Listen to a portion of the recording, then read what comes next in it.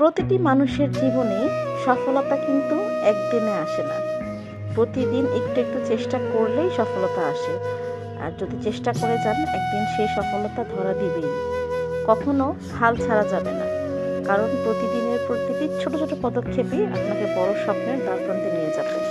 আমরা অন্যের সফলতা দেখে হিংসা করি, কিন্তু আমরা এটা দেখি না সে কতটা পরিশ্রম করেছে তার এই সফল হওয়ার পেছনে।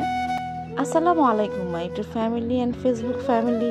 হোপফুলি সবাই ভালো আছেন, সুস্থ আছেন। আলহামদুলিল্লাহ আমরাও ভালো আছি। এই তো সেদিন হঠাৎ করেই মা আর ছেলে মিলে প্ল্যান করলাম যে চাঁদপুরে যাব।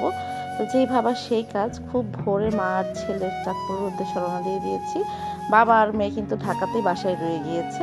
তো রওনা যেহেতু অনেক সকালে দিয়েছি, আমরা নাস্তা করে বের হইনি, এজন্য একটা জায়গায় থেমে আমরা ব্রেকফাস্ট করে নিয়েছি। আমার ছেলের খুব পছন্দের খাবার হচ্ছে পরোটা আর চিকেন স্যুপ, তো সে সেটাই খেয়েছে, সাথে আমি একটু খেলাম। এরপরে আবার আমরা গাড়িতে উঠে রওনা দিলাম। সকালবেলার ওয়েদার কিন্তু খুব ভালো ছিল আলহামদুলিল্লাহ।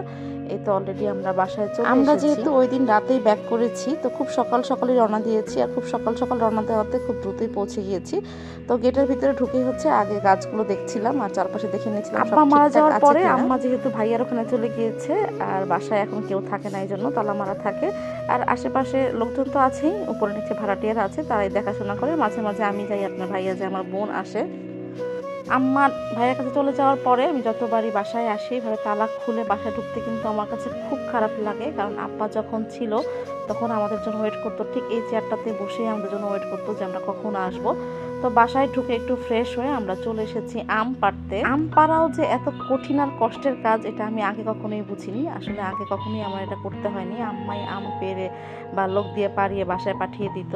তো এবার যেহেতু নিজেই কাজগুলো করছি, তখন বুঝতে পেরেছি যে এটা খুব কষ্টের কাজ, কারণ একটা আম যদি নিচে পড়ে যায় সেই আমগুলো ফেটে যাচ্ছিল, আর আমার ছেলে আম ধরতে ধরতে তার মাঝখানে হয়ে যাচ্ছিল। অবস্থায় হচ্ছে প্রচন্ড বৃষ্টি হয়েছে। আমরা মশারি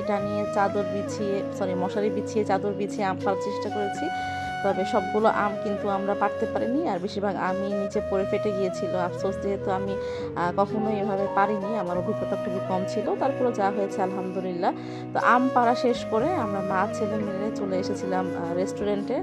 চাঁদপুরের অলিতে গলিতে অহরহ রেস্টুরেন্ট থাকা সত্ত্বেও কেন জানি আমার কাছে এই রেস্টুরেন্টটাই ভালো লাগে। আমরা সবসময় এখানেই আসি, এটার পরিবেশ খুব ভালো, সেটা বলতে পারেন। তো এখানকার খিচুড়িটা আমার ছেলে বেশ পছন্দ করে, তো সেটা খাওয়ার জন্য সে এখানে এসেছে। প্রায় আধা ঘন্টা অপেক্ষা করে আমরা খিচুড়ি পেয়েছি, আর যেহেতু খুব ক্ষুধা লেগেছিল, আগে খিচুড়িটা পেয়ে সাথে সাথে খেয়েছি, পরে মনে হলো কেন ভিডিও করলাম না, তো লাস্ট মোমেন্টে ভিডিও করেছি। তো খাওয়া দাওয়া শেষ করে আমরা আবার চলে এসেছি বাসার মধ্যে। এই রুমটা ছিল আমার, শেষের দিকে আব্বা এই রুমে থাকতেন, তো এই কারণে আমি ঢুকি আগে এই রুমটাতেই ঢুকি। আমার কাছে ভালো লাগে, মনে হয় যে আব্বাকে এখনো ফিল করি এই রুমে, কোথাও হয়তো বসে আছে বা দেয়াল ধরে ধরে হাঁটছে। তো এখন আমাদের হচ্ছে আম কাঁঠাল পাড়া শেষ হয়ে গিয়েছে, মোটামুটি সব কাজ শেষ, যে কাজের জন্য এসেছিলাম।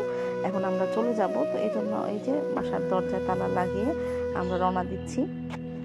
এক হাতে ক্যামেরা ধরে কাজ করা কিন্তু একটু কষ্টের কাজ, আর আমার মতো কে কে আছেন তালা মেরে এভাবে আবার হাত দিয়ে টেনে চেক করেন তালা ঠিক মতো লেগেছে কিনা? আমি তো ভাই সব সময় এমন করি, আমি এমনকি এটিএম বুথ থেকে টাকা তোলার পরও টাকাটা গুনে তারপরে নেই। তো এই তো যাওয়ার পথে আব্বার কবর জিয়ারত করতে চলে এসেছি। চেয়েছিলাম যে লাঞ্চের পরপরই আসতে, কিন্তু তখন অনেক বেশি বৃষ্টি হচ্ছিল, তো এই জন্য আসতে পারিনি। তো এখানে এসে দেখলাম যে আব্বার কবরে কিছু নয়নতারা গাছ লাগিয়েছিল, সেই গাছগুলোতে এত সুন্দর ফুল ফুটেছে। এখানে আসলে কেন জানি আমি চোখের পানি ধরে রাখতে পারি না, অনবরত চোখের পানি অঝরে পড়তে থাকে। তো আব্বার জন্য দোয়া করেছি, সেই সাথে সকল কবরবাসীর জন্য দোয়া করেছি। আপনারা যারা এই মুহূর্তে আমার ভিডিও দেখছেন সবাই প্লিজ একটু দোয়া করবেন। যাদের বাবারা এখনো জীবিত আছে তাদেরকে আল্লাহ নেক হায়াত দান করুন, আর আমার মতো যারা এতিম হয়েছেন তাদের বাবাদেরকে যেন আল্লাহ বেহেশতবাসী করে, জান্নাতের উচ্চ মাকাম দান করে। আমিন আমিন আমিন।